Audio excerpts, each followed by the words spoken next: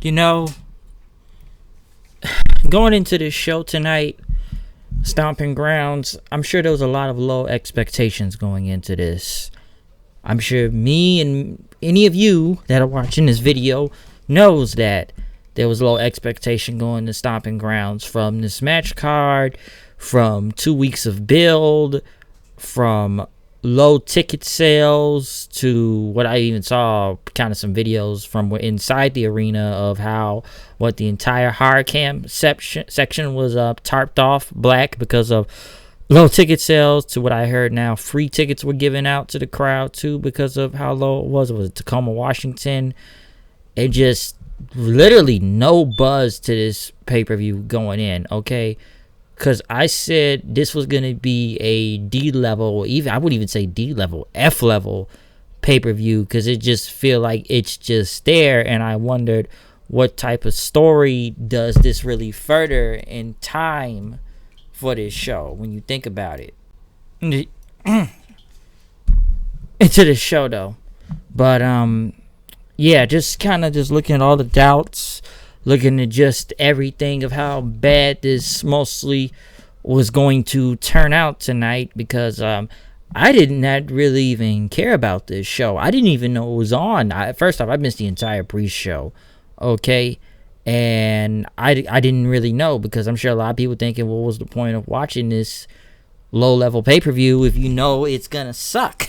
That's what I'm sure a lot were thinking out there, just going into it, just how bad Raw and SmackDown are, just to build into all of these matches and stuff, or just matches being added on the card at the last second, because this show started about 6 o'clock over here, okay, and actually ended early, about 9:30 something, so I think that does everyone a favor so they can get their whatever in review or whatever if they got it, or probably got to go to work tomorrow and didn't want to sit up all night for this show.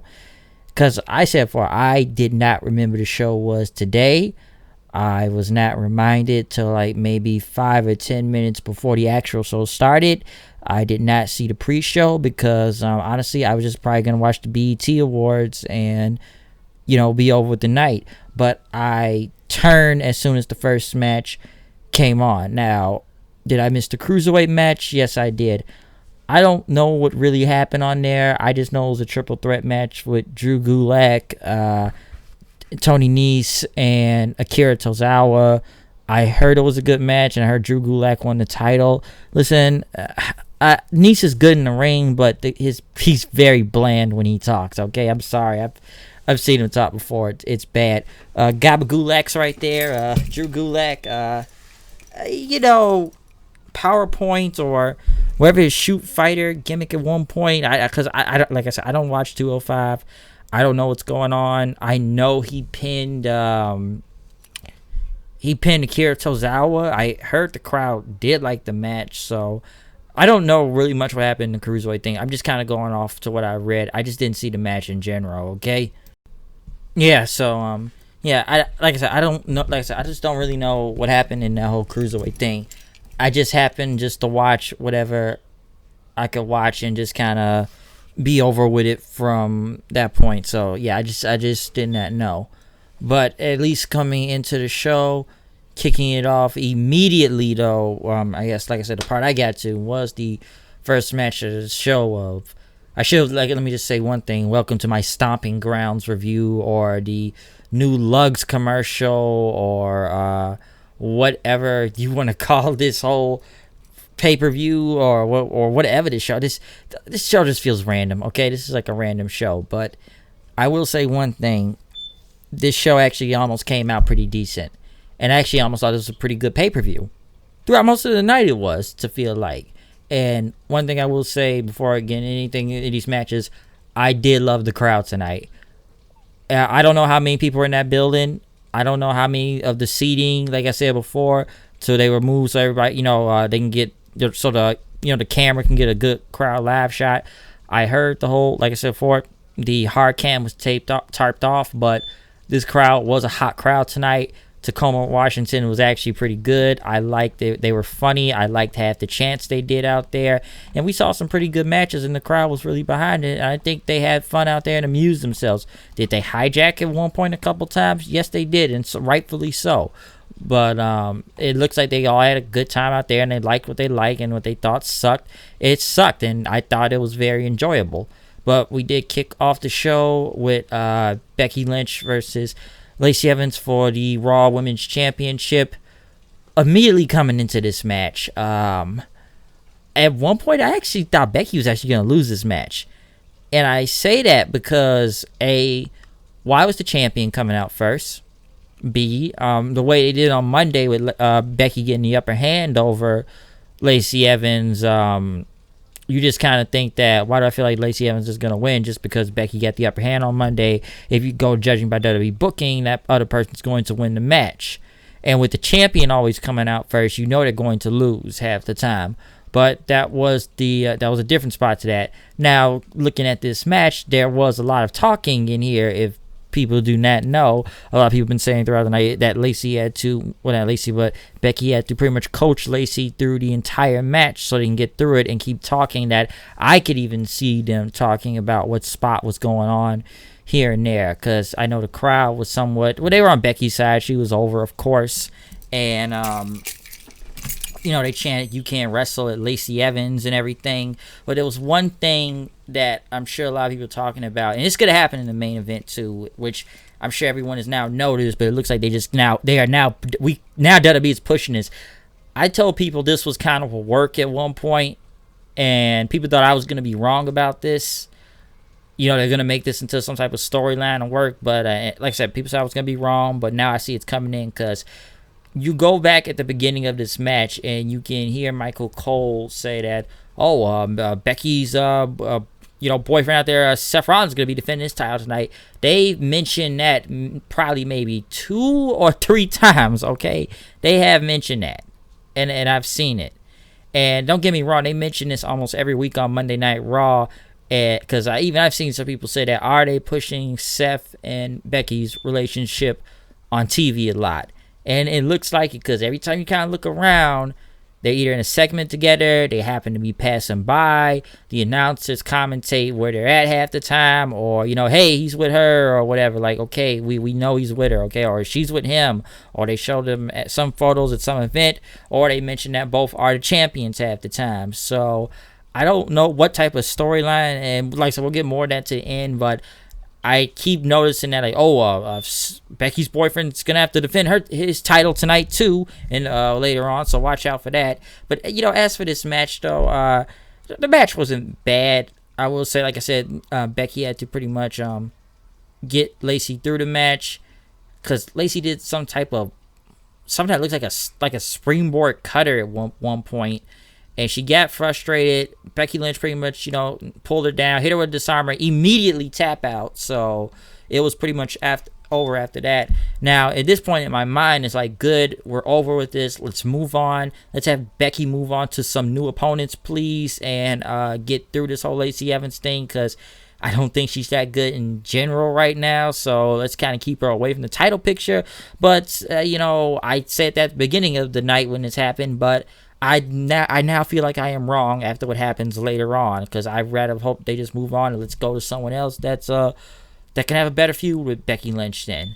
Next thing they have was Baron Corbin, as Paul Heyman was walking out of the locker room, talking about, is he going to be the referee, or Brock Lesnar is going to be, or is he going to cash in on Seth or Kofi Kingston? He would not tell as he walked away. Corbin says he picked someone that was very biased in the locker room, not biased in the locker room, that's going to call it down in the middle and make this match fair. Next was a tag team match, Big E and Xavier Woods versus Kevin Owens and Sami Zayn.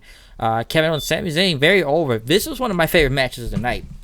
If one thing I will say what was killing the night was the tag team matches. This was enjoyable, because right out the box, Owens and Zayn pretty much go in on Xavier Woods, take him down, super kicks, Owens pretty much with a swanton then for a 2 count.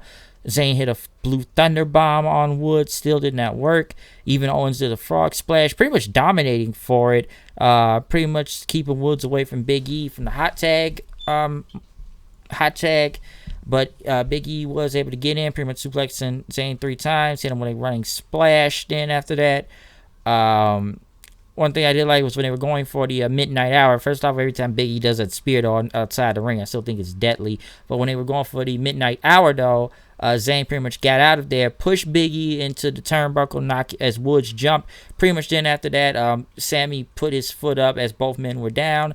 Zayn pretty much got a tag on Owens, but he hit a haluva kick, pretty much throwing Woods into a pop-up power bomb then, which I thought was pretty cool. But Big E was able to break it up then. He pretty much he did that spear on Zayn through the ropes. Owens pretty much got Woods then on the top rope. Well, Woods got on the top rope, and pretty much Woods pretty much jumped. Pretty much he had a Stone Cold Stunner then after that, which pretty much got to the win. So a very great tag match. Crowd was really behind it. A lot of this is awesome chants. Like I said, the crowd was hot for this, okay? They really did love this match.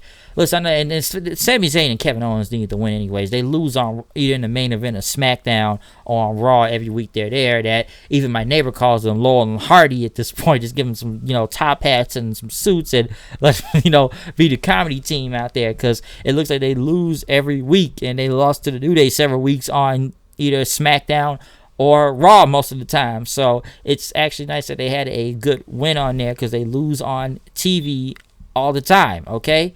They lose on TV all the time. So they actually needed this win, and it was a very great tag match.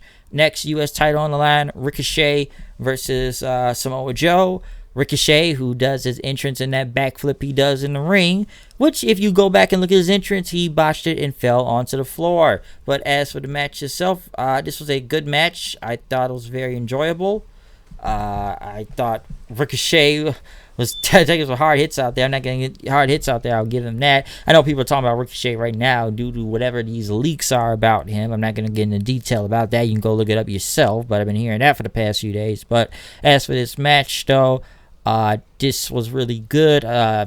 One thing I like when Joe did, what did he do? He did a suplex and pretty much turned Ricochet inside out with a clothesline in, which was pretty cool. Joe pretty much tried to contain a clutch, but Ricochet pretty much got to the ropes. Dived onto the ropes.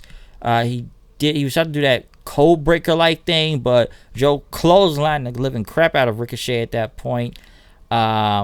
Ricochet pretty much then hit him with that code breaker again, taking him down, whatever that is. It's like a one-legged code breaker, I like to call it. Pretty much then after that, he hit the 630 on Samoa Joe for the clean win. Fans popped big time for Ricochet winning the U.S. title then after that.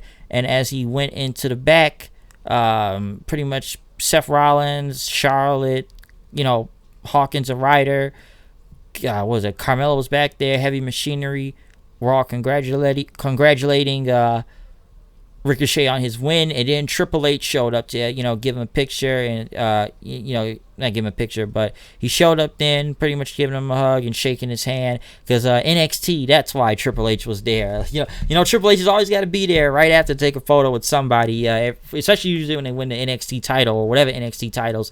He always shows up to take a picture, so it was kind of cool just because Ricochet came from NXT, and Triple H, the fourth, the godfather of NXT, whatever you want to call Triple H, there was there to take a photo with him, and I thought that was pretty cool how that whole thing went. I actually thought they were going to wait on Ricochet winning the title, but Ricochet winning it here, I don't really mind it. I thought it was a good match. Joe, I feel like Joe was just a placeholder now at this point, because he didn't even hold that long. Yeah, he won the title from, technically he was handed the title, because however you want to go look in the logic of that with the whole Rey Mysterio thing, but Joe, I feel like Joe is just now a transitional champion now that I think about it, because I thought Joe would have ran through some opponents if they're going to try to make him look like a killer and everything, but it's hard to believe in that when the guy keeps losing, and now he's lost the title on what? Technically, should I say his first defense? What do I say from here? I'm not sure what to say first defense on that, so I don't really know what to say about Joe right now, but yes, Ricochet becoming the new United States champion here, people, so there you go. But pretty much after the U.S. title match now, we now move on into, which I thought this was another, once again, the tag matches kill it again tonight. Daniel Bryan and Eric Rowan versus Heavy Machinery. First of all, this is in Daniel Bryan's home state of Washington, so Daniel Bryan was super over, and it was, I laughed and had fun watching this match. Okay, there was just so many chants, just from people cheering big time, popping for Daniel Bryan, and just booing at Heavy Machinery at one point. Many times throughout it, that there was either Daniel Bryan chants. Yeah, you haven't heard yes chants in a very long time now. One thing I did like, which was please recycle and drive a Prius. So Daniel Bryan was super over, but this match was still great in its own right also. Like any other night, I think people would have not cared, but just being in this crowd tonight, this was just really fun, and they just looked at Daniel Bryan as the face out there, between him and Rowan going against Heavy Machinery. But this was still a very, really, really great match. It was very enjoyable. I really liked it.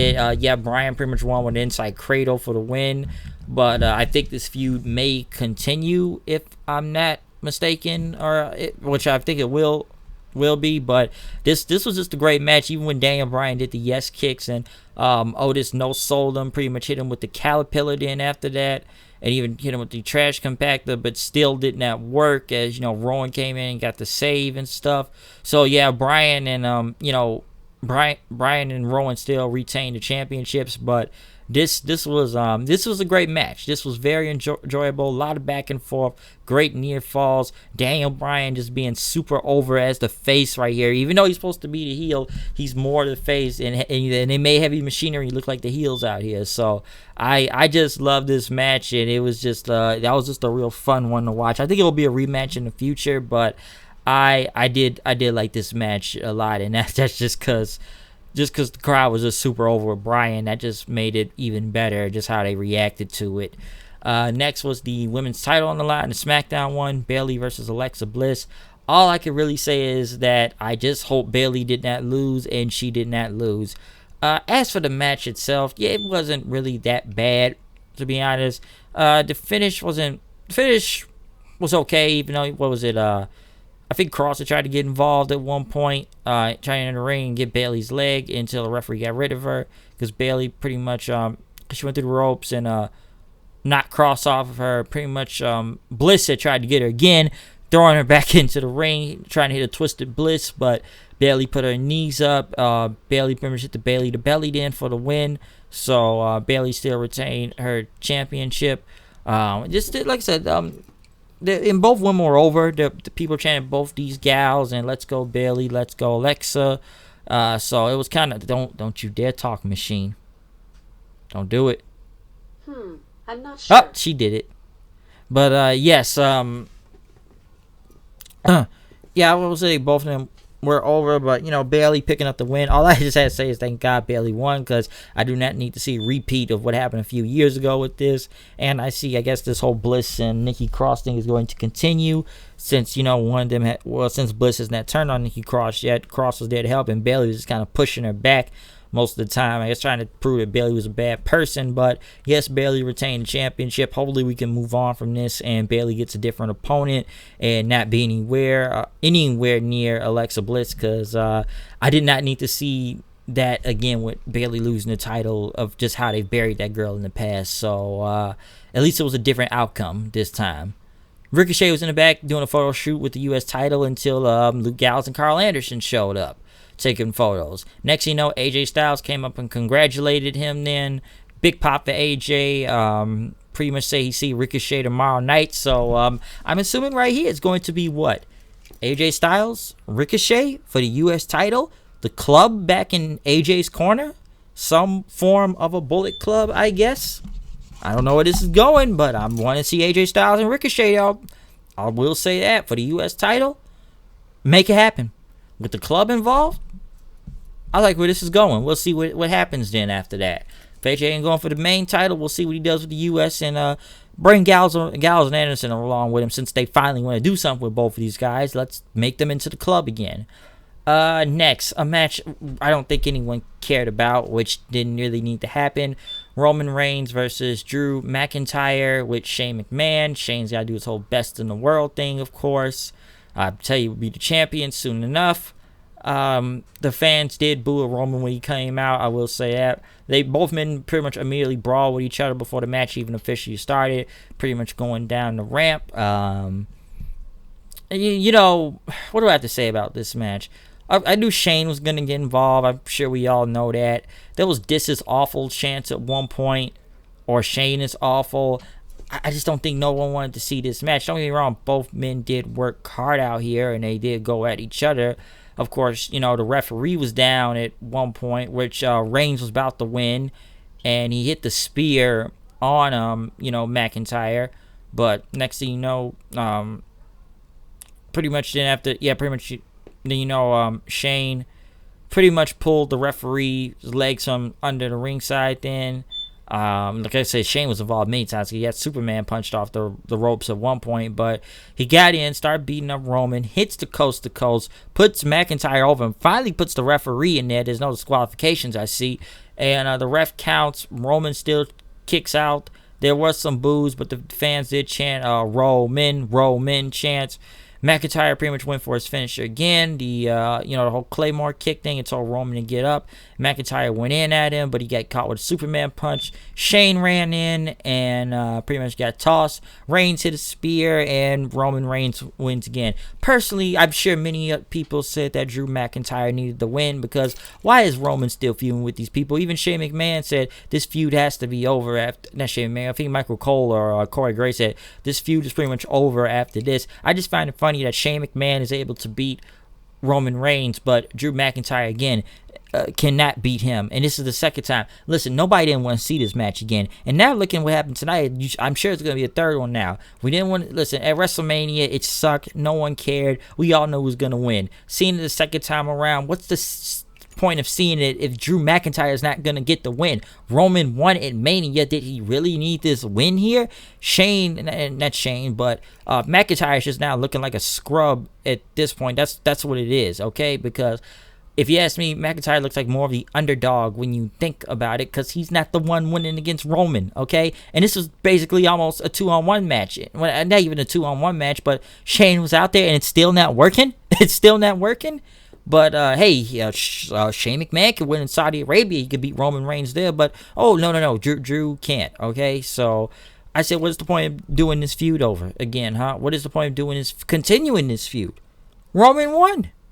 You make him look unstoppable. That's where it is going again. He looks unstoppable. So, what do you want me to take from this, huh? And then, they show, Drew and Shane in the back then saying that this is not over. It's going to be a handicap match tomorrow night on Raw. So this feud isn't over yet. It's going to continue. And now it's a handicap match, people. So there you go.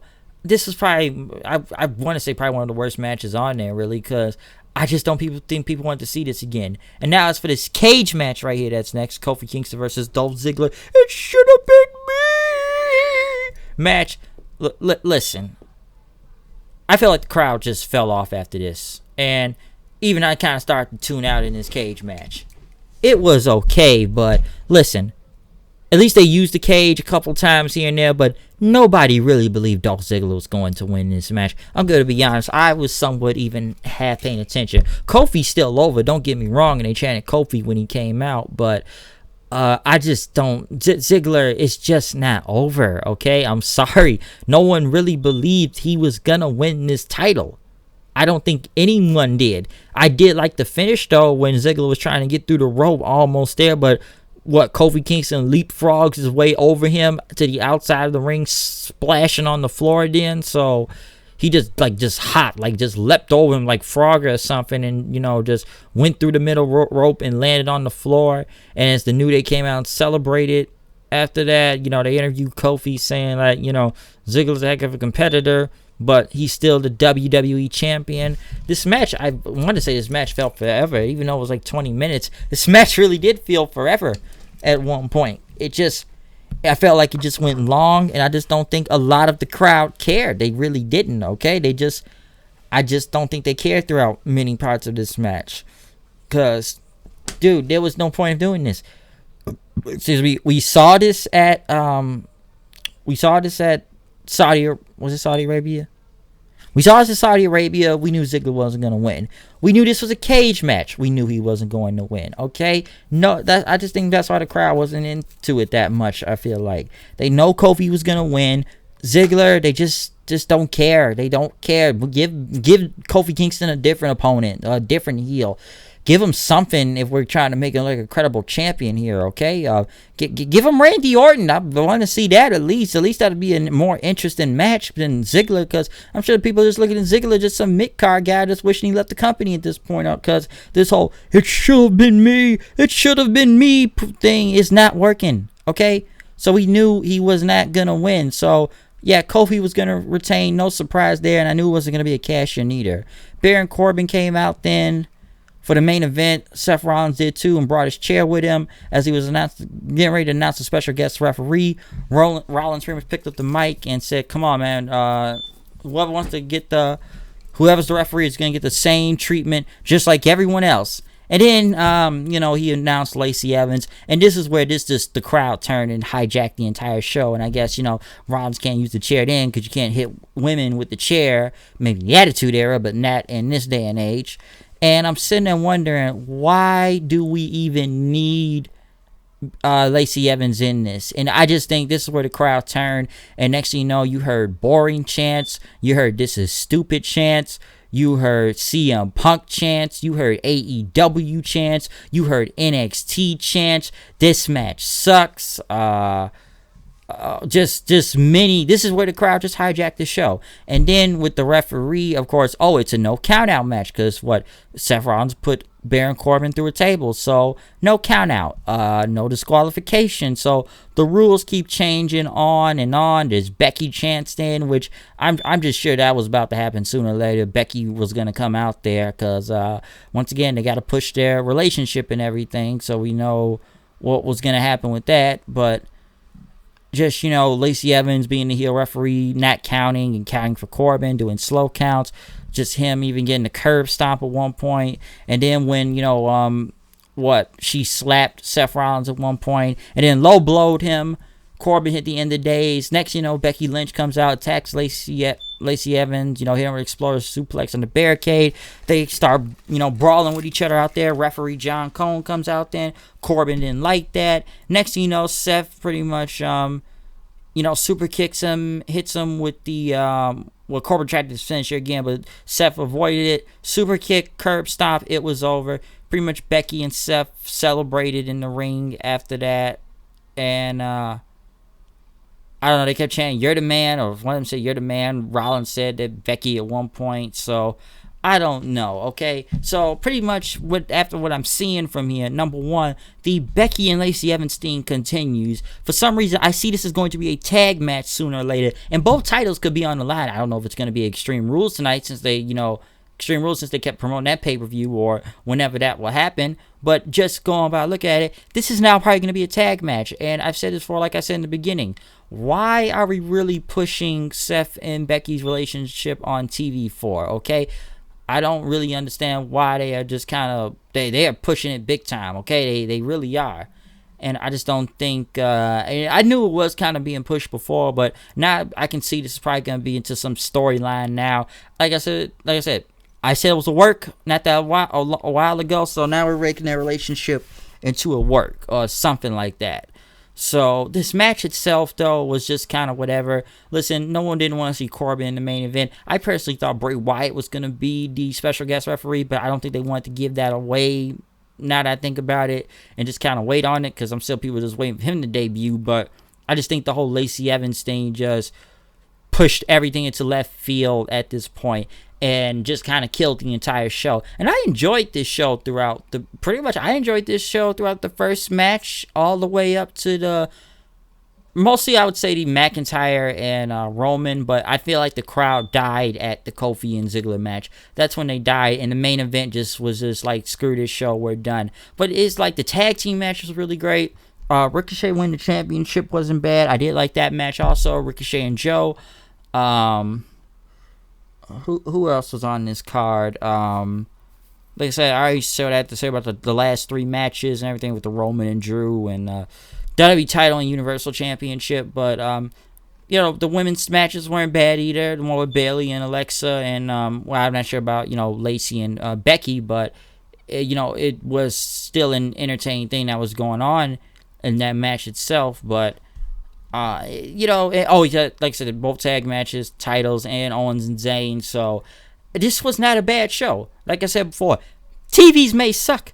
Raw and SmackDown may be horrible in people's eyes, it looks like, every week because it the show just turns out bad. But somehow, some way, they were able to make this pay-per-view look pretty good and didn't crap all over themselves tonight. In the main event, yeah, kind of second to last, getting near the end, that's where everything kind of started hitting the fan. But WWE, they actually had a good show out there. And somehow, almost, I would say, even say by a miracle that they made this even pass. Even with, I don't know how low the ticket sales were. I don't know how many fans were in that building, but Tacoma, Washington was actually a really great crowd. It was a hot crowd, and I loved what they were doing out there. Even hijacking the show at one point, the chants, and they just looked like they were happy to be there, and they had fun. I'd be having fun too if I had free tickets, if that's the case. If you give me free tickets just to a show and you're moving the seating chart and I'm closer to the ring, I'm going to have all the fun I can, and I'm going to a free show, and I ain't had to pay for nothing. So that would have been a big thing for me if that would be the case. But like I said, Stomping Grounds, Lugz commercial, last minute pay-per-view, whatever you want to call it. Is it better than Blood Money that just happened? Yeah, and everything. This was a 2-week build at the end of the day with this show, but it was enjoyable. I will say that throughout most of its time before the end. It got crappy, so, like I say, you step into it, you got no expectations for it. But as you kind of watch along, it got better, okay? Because my first instinct throughout tonight was, if I know the show's going to suck, I'll multitask, but I'm probably going to be watching more of the BET Awards during that whole thing because there was nothing else on TV, and I'll just watch that.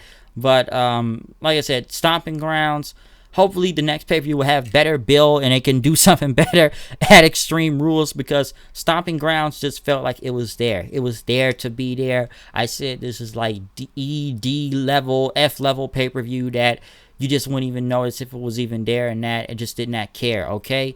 So take what you want from this tonight in this review, because I just didn't know what to do when coming into this, and we got what we got here tonight, okay? And this is what's gonna happen. But that's my review for Stomping Grounds, Lugz commercials, whatever you want to call this. But I'm gonna go from here. I have other things to take care of. I'm kind of glad this show ended earlier tonight. So like I said, I've just had a long, busy weekend from birthdays, graduations, and whatever birthday that's up here and there, okay? Brother or whatever. Like I said, I just had a lot going on this weekend, but I'm gonna go. I'm out of here. See you guys later. Peace. Hey, even say happy birthday to Sonic the Hedgehog. What is he, 28 today? Good for him. Still with the Hedgehog, still playing the games. Naito also. But and my brother, okay? Like I say, it's like birthdays just come more and more often, it looks like, alright? But like I said, I'm gonna roll from here. I'm out. I got stuff to do. See you guys later. Peace. Hopefully this review is uploaded sometime in the night. I'm out of here. Comment, subscribe. Follow me on Twitter at HoodedKnight890. I'm out of here. See you guys later. Check out my Impact review also.